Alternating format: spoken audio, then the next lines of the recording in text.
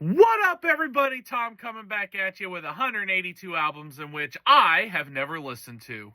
Today is day number 8, and this one is at a request from my fiance and her oldest son. This is one of their favorite bands entitled Cowboy Mouth.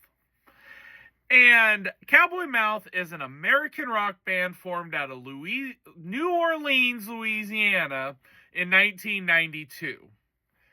Now, to give a little context on one of the rules in which I have placed upon this journey of mine is to not listen to greatest hits albums or compilation albums. Because 9 times out of 10, I've already listened to all the greatest hits they're mostly greatest hits albums, compilation albums are. But they gave me a couple of suggestions to listen to a few albums, and I'm going to listen to all of them throughout this journey. I mean, I have 182 albums to get through, and that is a lot if you think about it. But, so this one that she recommended to me was Cowboy Mouth. The name of the band is Volume 2. Now, I started looking at the title track and whatnot of this album before I started listening to it.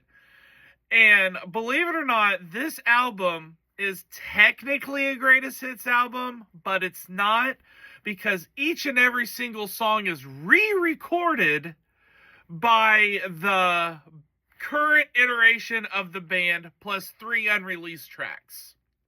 So to me, there's the loophole. There's a loophole in there. It's not technically greatest hits. They just didn't throw some old tracks on there and 3 new tracks. It was like, okay, here you go. Here's a greatest hits album to satisfy our record company for the amount of albums we're going to throw out there. Because let's be honest, that is what greatest hits albums pretty much are.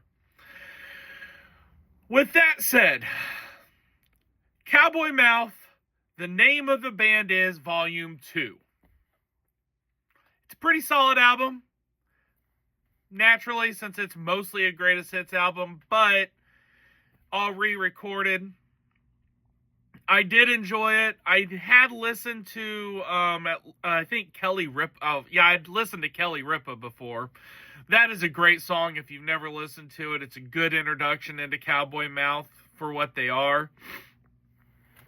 To me, Cowboy Mouth kind of feels like the Offspring